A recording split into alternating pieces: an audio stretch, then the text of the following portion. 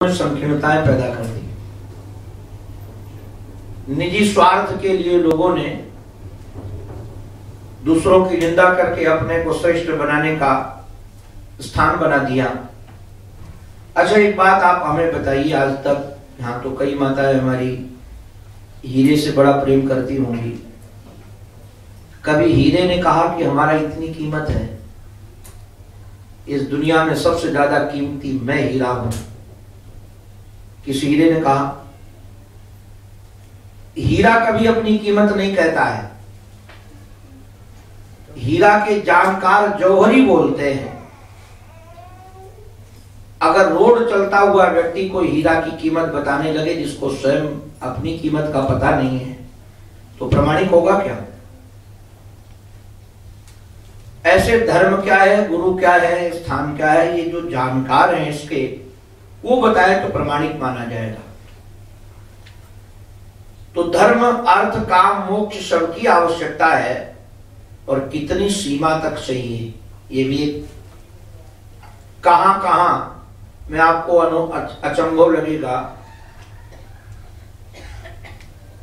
स्त्री का संग करना अधर्म है और इससे बड़ा धर्म नहीं है। आप कहोगे क्या बोलते हो, कानून सबके लिए अलग अलग है। अगर ब्रह्मचर्य, गृहस्थ, ब्रह्मचर्य, वानप्रस्थ और सन्यासी या स्त्री का संग करना चाहता है तो अधर्म है, और गृहस्थ आश्रम में रहने वाला व्यक्ति मनुस्मृति के आधार पर हम बताएं तो आप दांतों तले उंगली दबा लेंगे। वह यदि नियमों का पालन करता है जो सन्यासी करता है उसके लिए अधर्म है। तो धर्म अधर्म जड़ नहीं है। ये सब का ज्ञान आपको पुराण से, वेदांत, अपने उपनिषदों से मिलेगा, किंतु आज हम लोग उनको पढ़ने नहीं चाहते। तो जो मैं निवेदन कर रहा था कि आपके मन में कितना सामर्थ्य है।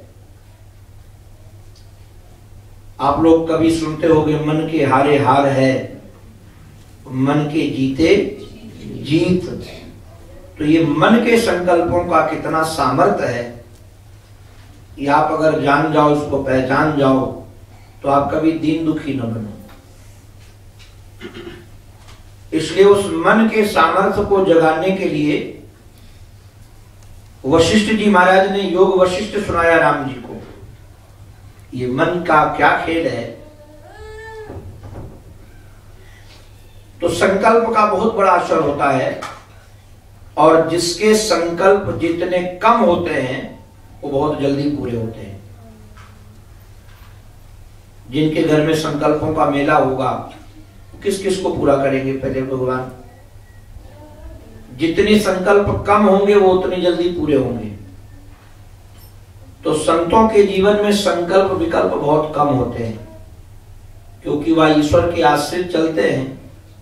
जैसे वो नचाना चाहते हैं वैसे नाचते हैं, जैसे गवाना चाहते हैं वैसे गाते हैं, भगवान जैसे बुलाना चाहते हैं वैसे बोलते हैं। वो अपने को कर्तापन के अभिमान से शून्य कर देते हैं। जैसे गाड़ी है, बोले हमारे राम जी को ठाकुर जी ने कहा बोलो तो बोल दिया। अब देखो, ठाकुर जी कराने बुलाने वाले वो, चलाने वाले वो, तो अपना संकल्प विकल्प भी नहीं करते। किंतु कई बार हृदय बहुत ज्यादा द्रवीभूत हो गया, तो संकल्प करना ना भी चाहते थे तो करुणा के कारण, क्योंकि संत का हृदय करुणा से भरा होता है, और करुणा के कारण यदि संकल्प हो गया कि इसका कल्याण हो जाए, तो कोई माई का लाल पैदा नहीं हो सका जो उसके कल्याण में व्यवधान डाल सके। समय लग सकता है, किंतु कल्याण कंफर्म है, क्योंकि संकल्प की यह सृष्टि है। वो सन्यासी ने, यति ने संकल्प किया कि आत्मदेव का कल्याण हो। ये विद्वान है, सदाचारी है, धर्मनिष्ठ है, जीवन में सहजता है, सरलता है, पत्नी के प्रति द्वेष का भाव नहीं है। ऐसी कुटिल पत्नी के प्रति भी वह लक्ष्मी का ही भाव रखता है। जो दूसरों के दुर्गुणों को न निहारे, दूसरों के अपराधों का कथन न करे न विचारे, चाहे वह किसी वेश में क्यों न हो, वह दर्शनी बन जाता है, वह वंदनीय बन जाता है।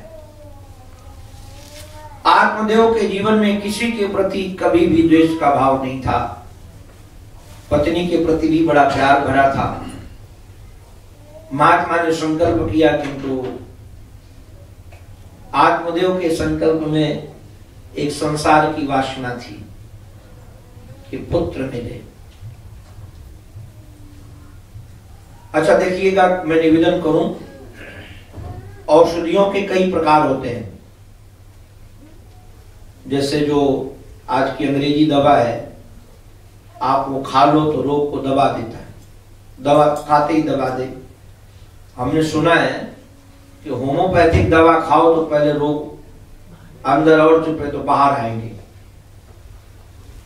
बाहर आने के बाद फिर उनको मिटाया जाएगा। प्रणाली अपनी अपनी। अगर कोई अंग्रेजी डॉक्टर कह दे कि केवल मैं ही अच्छा डॉक्टर हूं और दुनिया की जितनी पद्धतियां हैं सब बेकार हैं, तो आप लोग उसको बुद्धिमान मानोगे? हमारे यहाँ आयुर्वेद भी है, योग भी है, ठीक है, उसकी उपयोगिता समाज में ज्यादा है, क्योंकि लोगों के पास में प्रतीक्षा के लिए स्थान नहीं है। कम वक्त है ना, हम लोग वक्त कम है, तो वक्त कम होने के कारण सब काम सोचते फटाफट हो जाए। नाक बह रही है, 2 दिन अगर बह जाएगी तो तकलीफ हो जाएगी, अभी रुक जाए, बाद में जो होना हो सो होता है। तुरंत हमारे जीवन में फायदा चाहिए, तो ठीक है, वो औषधि भी ठीक है। हम लोग भी जब देखते हैं कोई दूसरी दवा काम नहीं करी, फटाफट काम करना है, तो अंग्रेजी दवा का उपयोग करते ही है। गाली नहीं देते कि वो दवा खराब है। एक एक दवा बनाने के लिए हमारे ऋषियों ने कितना रिसर्च किया है। एक एक दवा कोई सहज नहीं बनती है। अभी एक हमारे यहाँ डेंगू करके बुखार आया था, तो हमारी एक बहन जी परिचित थी जो रिसर्च में, दवाइयों के रिसर्च में लगी थी। एक दिन आकर वो हमसे रोने लगी। क्या हुआ? बोले महाराज जी, मेरी वजह से सुअर के 20 बच्चे मर गए।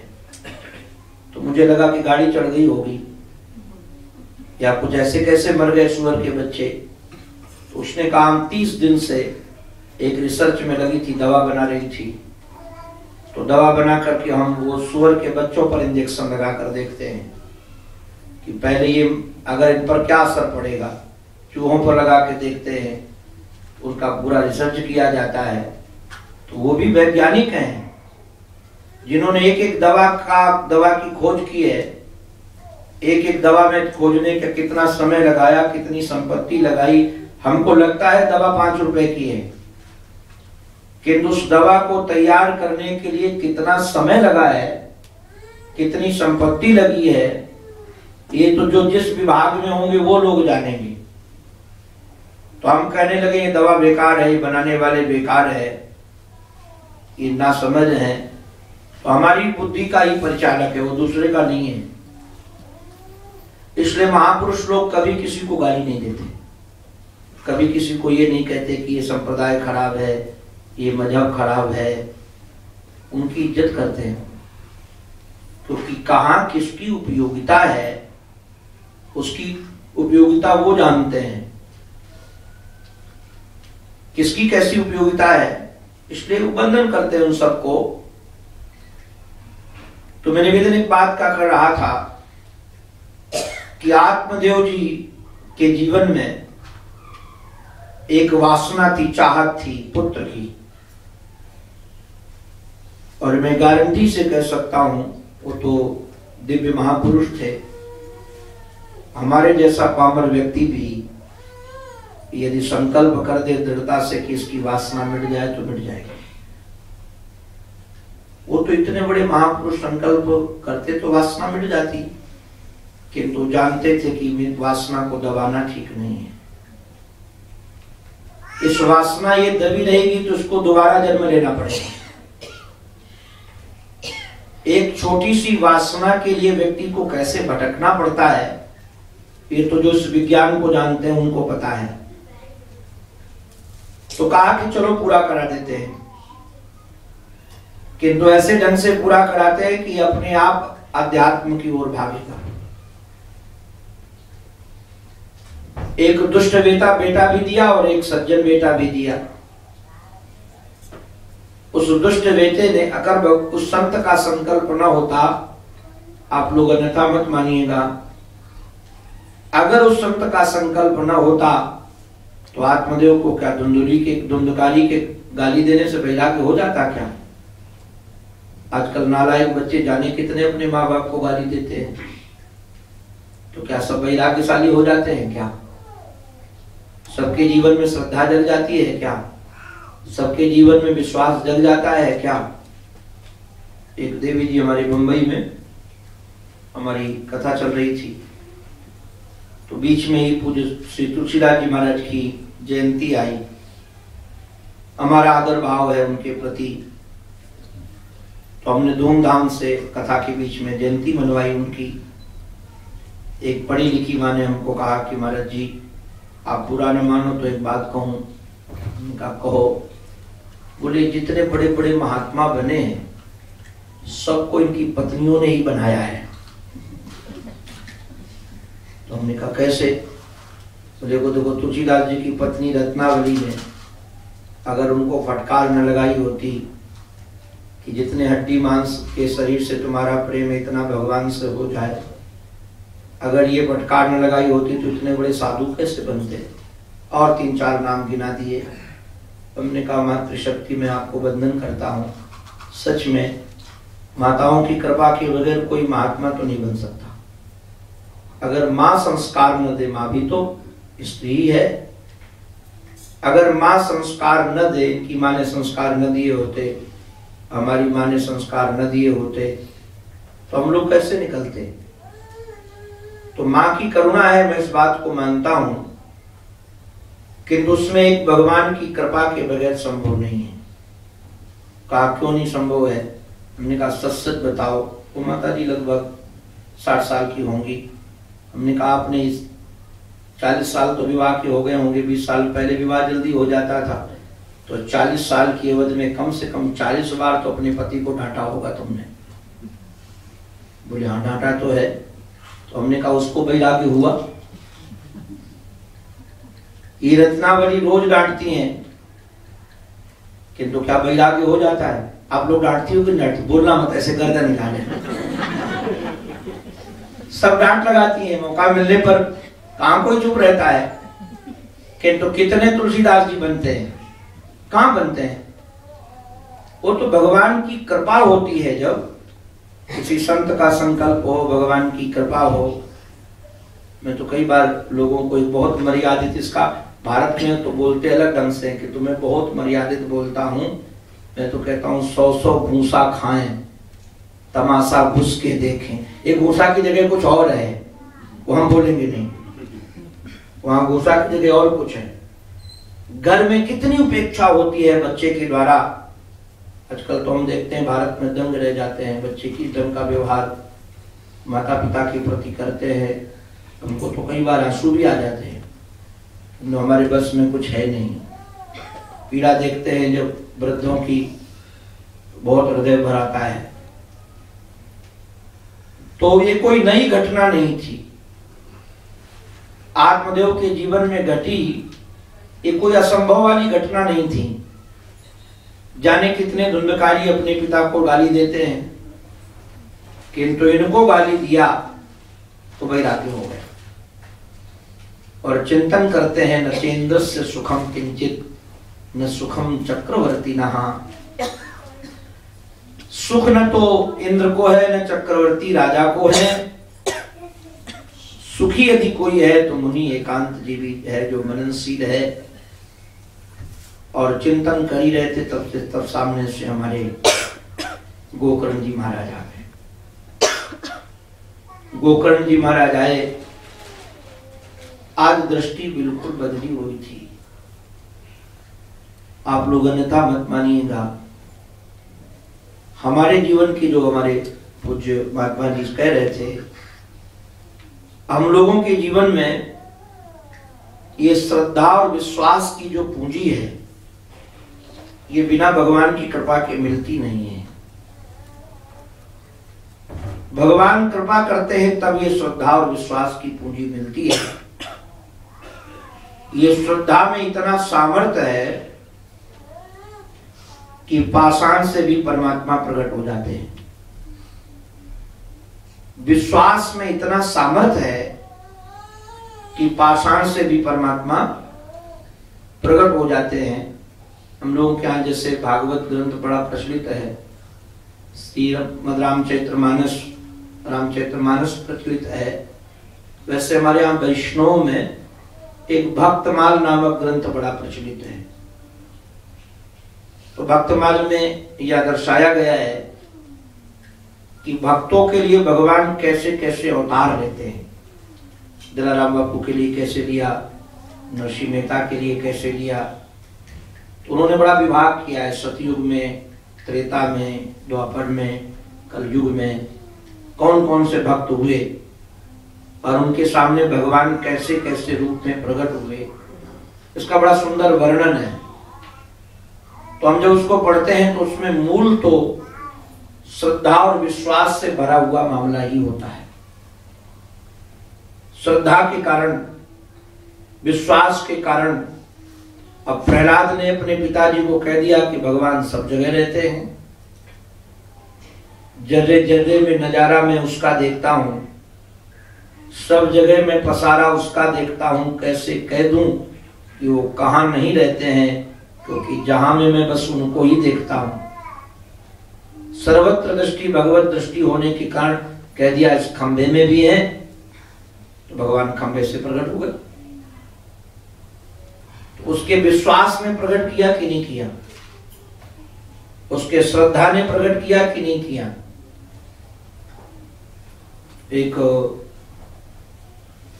फिल्म पुराण का श्लोक है, शायद आपको याद हो। भागवत के, विष्णु पुराण के लोगों को याद भले नहीं रहे, फिल्म पुराण याद रहता है। मानो तो मैं गंगा जल हूं, न मानो तो बहता पानी, मानो तो गंगा जल हूं। और हमने इस पर देखा है, कई जगह देखा है।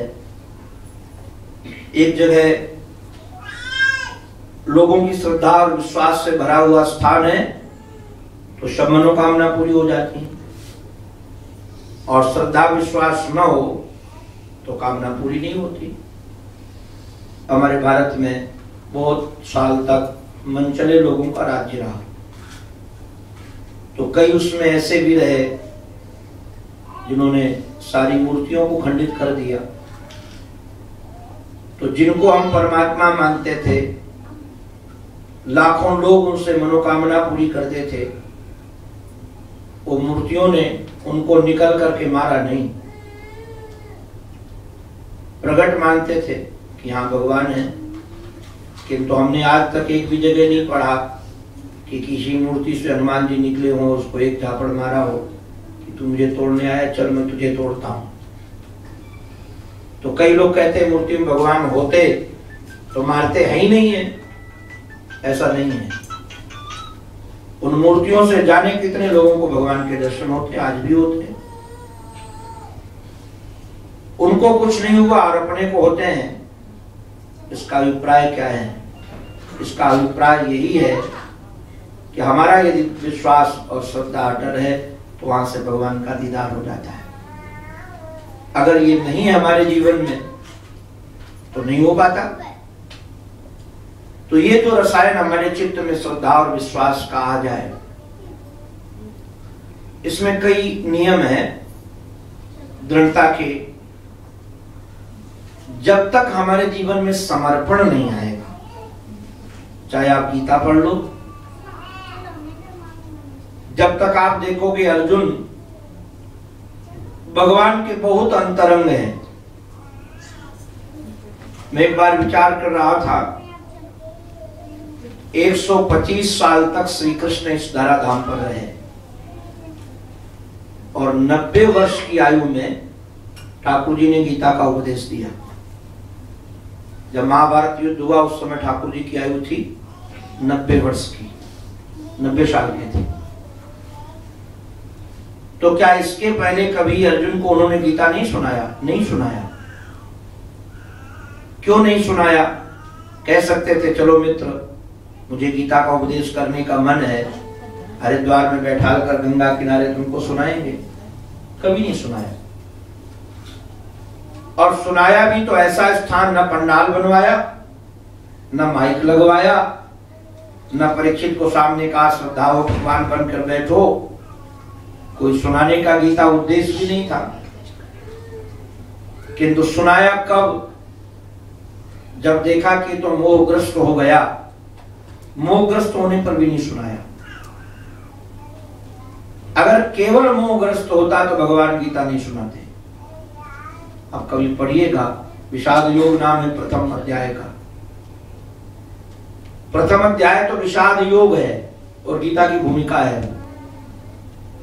द्वितीय अध्याय के शायद 9वें श्लोक तक गीता नहीं सुनाई। जब वह कहता है शिष्यस्ते हम सादिमाम त्वाम प्रपन्न, हम तुम्हारे शिष्य हैं और तुम्हारे प्रपन्न हैं। ये हम आपको कैसे कई शब्द पर हम कभी विचार करते तो हमारा तो हृदय भरा था। हम तो फपक पढ़ते हैं प्रपन्न शब्द को सुन करके। ये प्रपन्न शब्द बहुत अंतरंग है। ये शरणागति से ज्यादा, शरण होने से ज्यादा प्रपन्न का खेल है। प्रपन्न माने होता है जो हमारे पैर के नीचे का भाग होता है, इसको प्रणिपद कहते हैं, तलवे को। और जो प्रपन्न का अभिप्राय, हम तुम्हारे पैर के नीचे दब गए, चाहो तो कुचल दो, चाहो तो जीवन दे दो। इसका नाम प्रपन्न होना है। आज हमारे एक प्रेमी सुना रहे थे, हमको लगा निष्ठा हो तो ऐसी हो। वो गुरुदेव नानक के साथ में जो मर्दाना शिष्य उनका रहा, उनकी स्टोरी सुना रहे थे। आप जरा विचार कीजिए कैसी निष्ठा रही होगी वो महापुरुष की। उनके बच्चों ने मना कर दिया कि मुर्दे का मांस हम नहीं खाएंगे, और मर्दाना ने कहा कि गुरुजी ने कहा है तो हम खाएंगे। और जब वो खाने के लिए गया तो उसको सिर्फ प्रसाद आया। देखिए विश्वास, ये कोई कल्पना की बातें नहीं है। हमसे तो कोई अगर इस बातों को पूछे एकांत में कि श्रद्धा और विश्वास का प्रतिफल क्या होता है, तो शायद हम वाणी से न बता पाए। हमारे पास इसके लिए शब्द नहीं होंगे, क्योंकि श्रद्धा और विश्वास का प्रतिफल क्या होता है ये हमने केवल सुना और पढ़ा नहीं है, हमने जीवन में अनुभव किया है।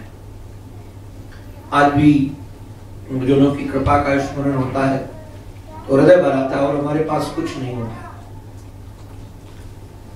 तो मैं निवेदन कर रहा था, ये श्रद्धा की पूंजी होना बहुत आवश्यक है। जब तक ये विश्वास, ये समर्पण अर्जुन के जीवन में नहीं आया, तब तक भगवान ने गीता नहीं सुनाई।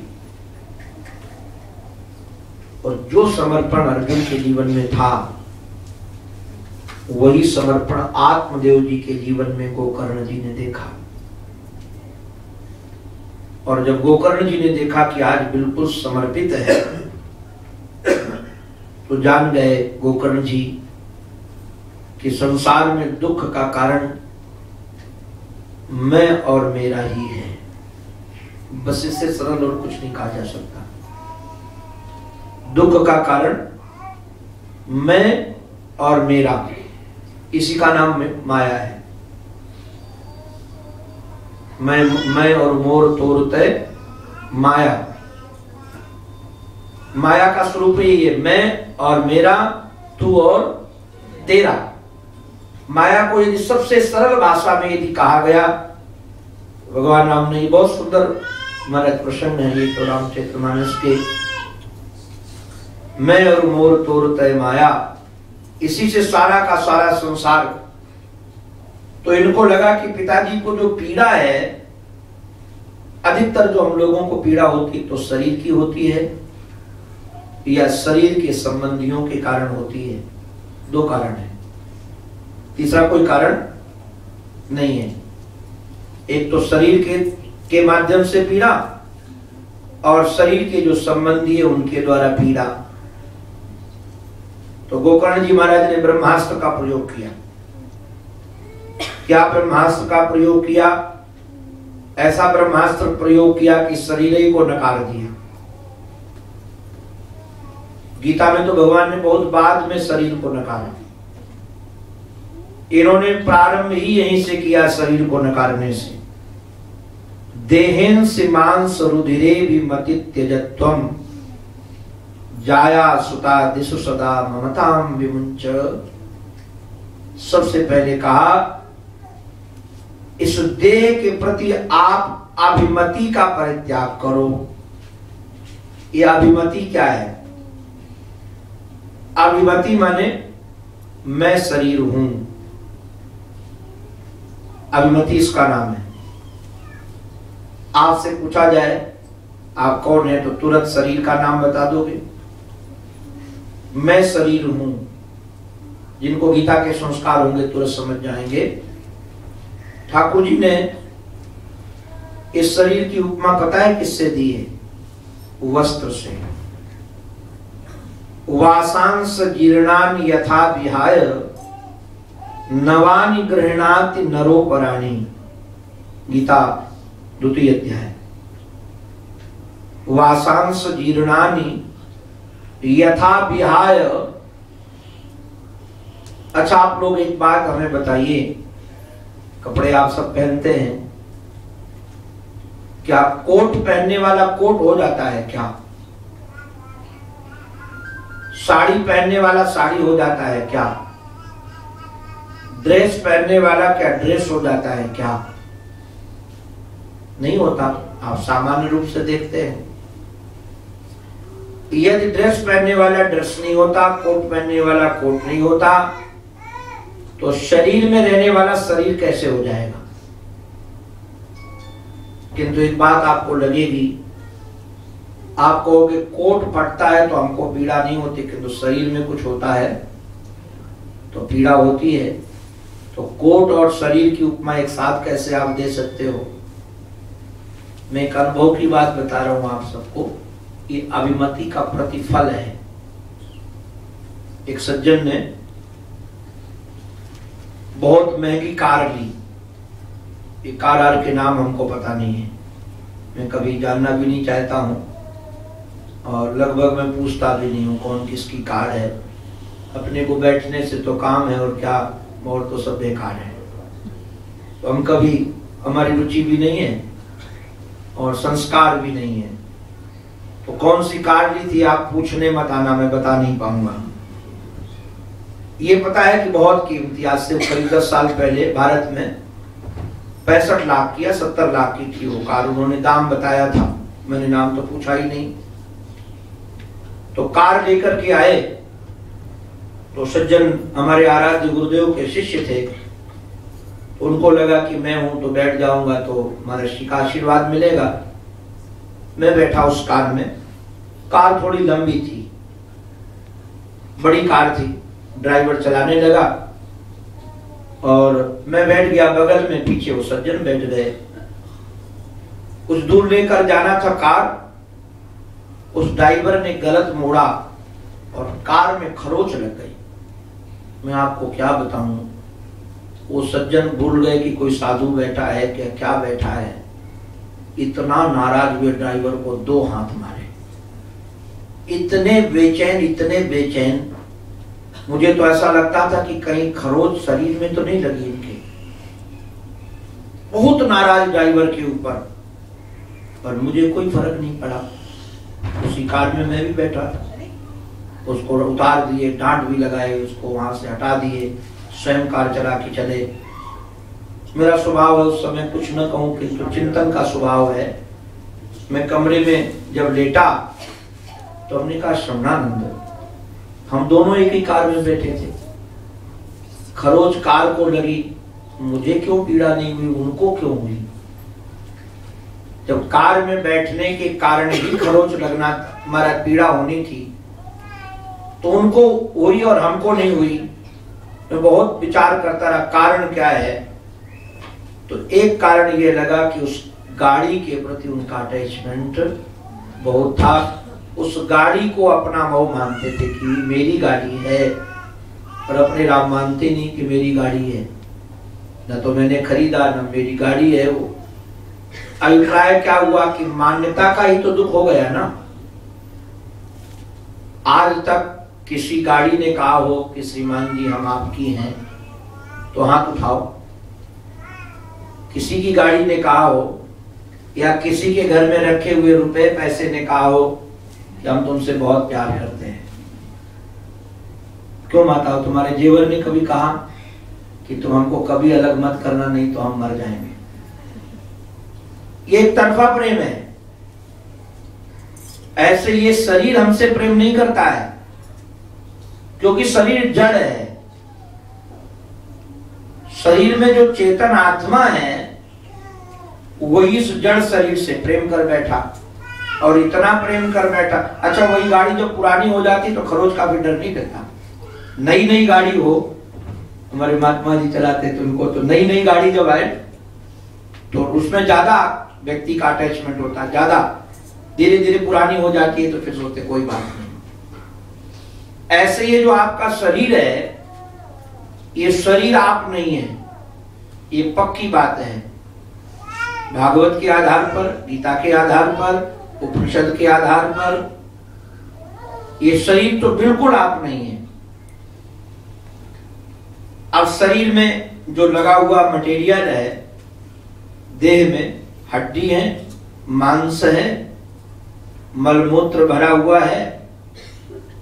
तो हमारे श्री गोकर्ण जी महाराज कहते हैं कि आप सबसे पहला काम करो, ये शरीर से अभिमति छोड़ो। अच्छा, एक बात मैंने अनुभव किया है, ये गुरु चरणों में रहने से ही छूटेगी। क्योंकि दुनिया के लोग तो आपके शरीर की प्रशंसा करेंगे। दुनिया लोगों का स्वभाव, या बहुत सुंदर लग रहे हो, आपसे अच्छा कोई नहीं है, ये तो सब शरीर की प्रशंसा होगी। तो ये अभिमति और बढ़ेगी। और गुरुजन क्या करते, डांट और लगाते हैं। और शरीर का उनका कोई महत्व तो नहीं है। शरीर का उतना ही महत्व जितनी देर गाड़ी का महत्व है। उन्होंने कहा यदि सुखी बनना चाहते हो तो सबसे पहला ये प्रयोग प्रारंभ करो, ये चिंतन करो कि मैं शरीर नहीं हूं। शरीर गाड़ी के आधार पर है, कपड़े के आधार पर है। आप देखेंगे, हम तो कई बार ये प्रयोग करते हैं, आप कर सकते हैं। मैं देखता हूं मेरा शरीर सो रहा है, मैं कई बार देखता हूं। कई बार जैसे आप अभी प्रवचन सुन रहे, मैं भी सुनता हूं कि हमारा शरीर प्रवचन कर रहा है। ऐसे सुनता हूं जैसे आप हमको सुन रहे हैं। मैं तो कई बार दंग रह जाता हूं कि स्वप्न तो नहीं देख रहा हूं। कभी चलता हुआ देखता हूं कि चल रहा है। ये गुरुजनों की कृपा से बिल्कुल अलग आप इसको कर सकते हैं। इसलिए इस शरीर की बहुत प्रशंसा हो तो बहुत प्रसन्नता नहीं होती है, और कोई गाली भी दे तो पीड़ा नहीं होती है। मैं तो एक दिन दंग रह गया हमारे वृंदावन में। हम तो इन गुरुजनों की कृपा का प्रतिफल मानते हैं, ये उनके अनुग्रह के बगैर संभव है नहीं। तो हमारे यहाँ कल कथाएं होती हैं तो एडवर्टाइज बहुत होती है। आज एडवर्टाइज का जमाना है, तो बड़े बड़े होल्डिंग लगाए जाते हैं, लाखों रुपया एडवर्टाइज में खर्चा किया जाता है। यहाँ दुबई में तो नहीं हो सकेगा, भारत में तो उसका, आप वृंदावन में जाओगे तो शायद ऐसी कोई दीवार खाली हो जिसमें कथाकारों के पंपलेट न लगे हों, होल्डिंग न लगे हों बड़े बड़े। तो हमारे चेला लोग भी करते हैं। एक हमारे चेला ने गलती से, महाराज तो दे दिया जाता है प्रचार करने वालों को पैसा, वो करते रहते हैं। एक हमारे वृंदावन में गोसाई जी की दीवार में हमारा पोस्टर लगा दिया किसी ने, और जो व्यवस्था में थे लगा दिए होंगे, उसमें संयोग से हमारा नंबर भी लिखा होगा, वहां का लोकल नंबर। उनका तुरंत पेंट हुआ था, लाखों रुपया खर्चा किया था।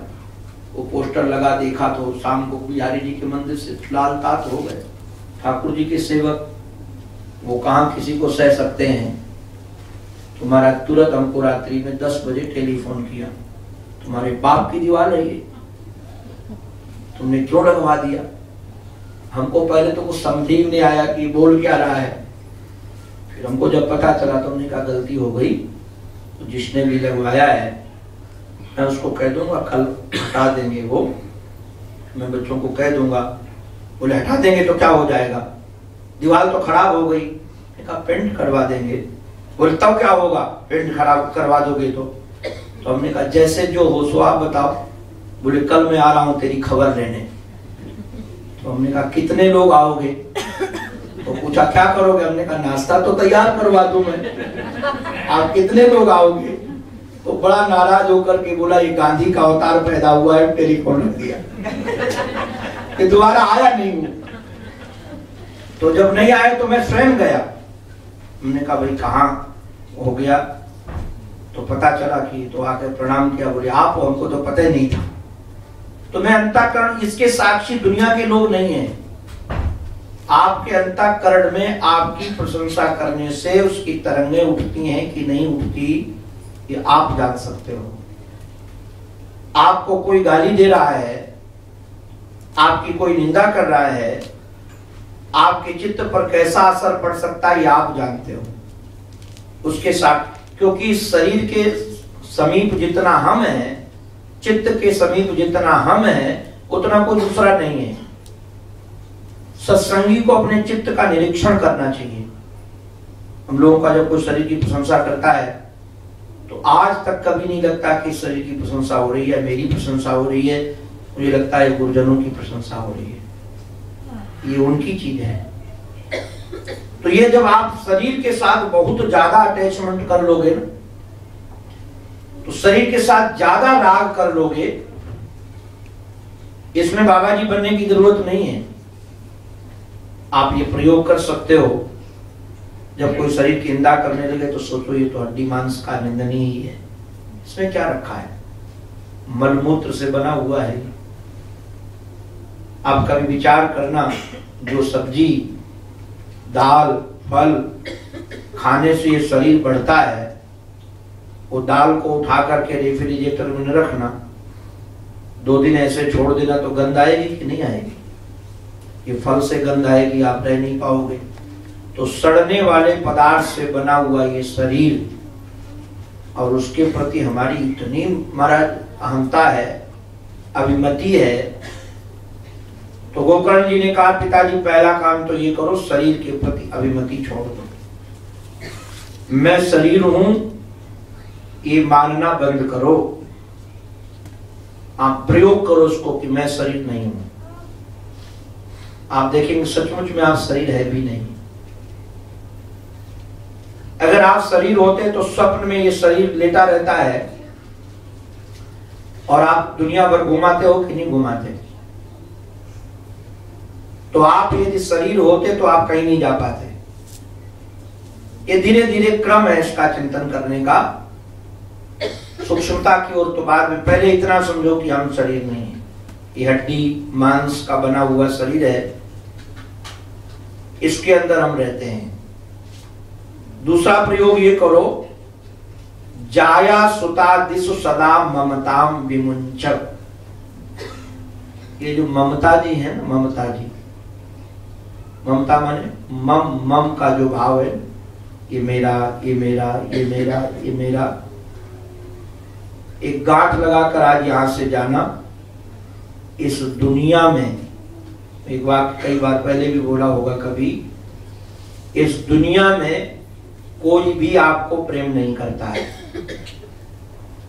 अगर ये भ्रम आपके जीवन में हो कि हमको कोई प्रेम करता है, तो ये भ्रम आप यहीं छोड़कर जाना, चाहे स्त्री हो चाहे पुरुष हो। तो आप लोग कहोगे बाबा जी तुमको क्या पता, हमको पता है हमको कितने प्रेम करते हैं। ये प्रेम आपको नहीं करता कोई भी, सब आपसे करते हैं। जिन हमारी माताओं को, बहनों को लगे कि हमारे पति बहुत प्रेम करते हैं, एक मैं प्रयोग बताता हूं। समय से कपड़ा मत देना, समय से चाय मत देना, समय से भोजन मत देना, जो कुछ कहें तो 2-4 बार कड़वे सुना देना। अगर 7 दिन के अंदर वो आपको ये न कह दें कि भारत जाओ, तो हम कथा नहीं करेंगे। 7 दिन के अंदर ही ये रिजल्ट आपको मिल जाएगा कि अब आपको यहाँ रहने की जरूरत नहीं है, तुम भारत में जाओ, यहाँ जरूरत नहीं। ऐसा होगा कि नहीं होगा? पक्का ना? तो देखो प्रमाण पत्र यही मिल गया। अच्छा, ऐसे इधर तरफ से भी है, ऐसे आपकी तरफ से भी है। ऐसा नहीं कि एक तरफ से ही है, दोनों तरफ से ही खेल है। एक श्रुति का वाक्य में कौन को कि श्रुति प्रमाण जो होता है वह दुनिया का अनुभव उसके सामने में फीका मानूंगा, श्रुति का प्रमाण को सिद्ध मानूंगा। और जो श्रुति प्रमाण नहीं मानता वही दुनिया में ठगा जाता है। श्रुति प्रमाण क्या है? देखो मैं निवेदन कर दूं, नवारे कामाय प्रिया प्रिया भगवती। श्रुति भगवती कहती है प्रिया इसलिए प्रिय नहीं है कि वह प्रिया है, प्रिया इसलिए प्रिय है कि उससे सुख मिलता है। अगर सुख न मिले, बेटे जब दुख देते हैं माँ बाप गाली देकर बोलते पता नहीं कौन सा हमारा दुर्भाग्य उदित हुआ है, ऐसा दुष्ट बालक हमको मिला। दुख मिला तुरंत गाली आई कि नहीं आई? जो हृदय का जिगर का टुकड़ा था, इसलिए दुनिया के लोग केवल सुख चाहते हैं। वो जहां से सुख मिलता है वह उस स्थान से प्रीता नजर आने लगती है। जो हमारे मन के अनुकूल व्यवहार करता है, हमारे शरीर का दर्द, तो हमको प्रिय लगने लगता है कि हमारा प्रिय हमारा प्रिय हमारा प्रिय। तो गोकर्ण जी महाराज कहते हैं अपने पिता आत्मदेव को, देहेन सीमांस रुधिरे भी मतित्यजत्वम जाया सुता दिशु सदा ममताम विमुंच। जाया से, पत्नी से, पति से, बेटा से, इससे ममता छोड़ो। ममता छोड़ने का अभिप्राय ये नहीं कि अपना उत्तरदायित्व छोड़ दो। ममता और कर्तव्य में बहुत फर्क है। कई बार हम लोग सोचते हैं यदि ममता नहीं रहेगी तो कर्तव्य नहीं रहेगा। ममता और कर्तव्य में जमीन आसमान का फर्क है। जो आपको पाठ मिला है उस पाठ को ईमानदारी से निभाओ। एक संसार एक रंगमंच है और परमात्मा इस रंगमंच के संचालक हैं। उन्होंने ही हमको पाठ दिया है, किसी को माँ को, किसी को बाप को, किसी को मित्र का। तो जैसे आप लोग ध्यान देते होंगे, फिल्म बनाने वाले व्यक्ति जिसको पाठ देता है, हीरो का, खलनायक का, आप लोगों को शायद पता न हो, खलनायकों की बड़ी कीमत होती है, क्योंकि खलनायकी का पाठ वो सजग ढंग से करते हैं। अभी हमारी कथा थी, एक इलाहाबाद यूनिवर्सिटी की संस्कृत विभाग की डीन थी, उन्होंने कथा करवाई। तो कई खलनायक बंबई के इकट्ठे हो गए। मैं फिल्म तो देखता नहीं हूँ, तो मुझे पता नहीं चलता। तो हमारे सब साथ वाले उनके साथ फोटो खिंचाते थे। तो हमने कहा बात क्या है, तुम लोग इनके पीछे पीछे क्यों भागते हो? तो हमको पता चला कि फिल्मों में खलनायकी करते हैं। तो हमने कहा खलनायक तो दुष्ट होते हैं, उनके पीछे काहे को भागते हो? बोले केवल पाठ में दुष्ट हैं वो, किंतु वैसे वो बहुत सज्जन है। जैसे किसी दक्षिण के कलाकार को रावण का पाठ मिला था, आप लोग जानते हैं हमसे ज्यादा, जो रावण सागर ने बनाया। तो रावण का जो पाठ मिला था, तो रंगमंच पर वो बढ़िया पाठ निभाते थे कि नहीं? तो देखने वालों को भी ऐसा लगता था। हमने देखा है पाठ इतना बढ़िया निभाया उन पात्रों ने कि जो जानकी मैया बनती थी, हमारे लोग उनको सचमुच में जानकी मानकर प्रणाम करते थे। वो पाठ बढ़िया था ना, किंतु पाठ के पीछे क्या मामला था उसको देखने की जरूरत नहीं है। तो जो भी हमको पाठ मिला है, माँ का पाठ मिला, ईमानदारी का माँ का पाठ निभाओ। अच्छा, आप सच में बताइएगा हमको, जितने पाठ मिलते हैं हीरो आदि को, तो क्या वो जो वहां प्रेम दिखाते हैं वो सच्चा होता है? सच्चा तो पैसे का प्रेम होता है, क्योंकि परिवार वालों को देना है वो। किंतु पाठ यदि करेंगे तो बनाने वाला भी प्रसन्न होगा, देखने वाला भी प्रसन्न होगा। तो इस जगत का रचयिता परमात्मा है, जो पाठ दिया उसकी ईमानदारी से निभाओ। निभाओ किंतु ममता उससे न हो। मैं एक दिन सोच रहा था कि हीरो लोग इतने फिल्में बनाते हैं तो हर फिल्म में अलग अलग देवियां होती हैं और सबसे प्यार करें तो उनका जीवन मरघट बनेगा कि नहीं? एक ही को संभालना बड़ा कठिन, तो जीवन नर्क बन जाएगा पूरा। किंतु वहां जो प्यार दिखाया जाता है वो सचमुच का प्यार। तो आप कहोगे बाबा जी हमको छल करना सिखा रहे हो क्या, नकली जीवन जीना? मैं एक निवेदन करूं, नकली जीवन जीना नहीं है। आपका यदि एक जगह प्यार हो जाएगा परमात्मा से तो संसार का प्यार अपने आप छूट ही जाएगा। ये केवल ऊपर ऊपर का होगा। तो कहते हैं जाया सुतादिसुदा ममताम विमुंच पश्या निशम, रात दिन ये चिंतन करो, ये जगत क्षण भंगुर है। जगत माने आप लोग संसार को जानते हो, जगत जानते हो। जगत माने होता है गच्छति इति जगत, जो चल रहा है। हम सब चल रहे हैं। देखो यहाँ पृथ्वी घूम रही है, आकाश घूम, चंद्रमा घूम रहे, सूर्य घूम रहे। अब 1 घंटे 1.5 घंटे पहले जो हम बैठे थे ना, वो नहीं रहे। हमारी यात्रा ये मौत की ओर हो गई। हमको कई चीजें बड़ी अच्छी लगती हैं, लोग तो विरोध करते। मैं तो पता नहीं मेरे चित्त में किसी के प्रति कहीं विरोध निकलते ही नहीं। हमारे भारत में कई संत कहते हैं वो दीपक जन्म के दिन दीपक जलाते हैं फिर बुझाते हैं, ये तो बहुत खराब संस्कृति है। दीप जन्म के दिन दीपक जलाना चाहिए। हमने कहा ठीक करते हैं। तो कहा क्यों ठीक करते हैं? हमने कहा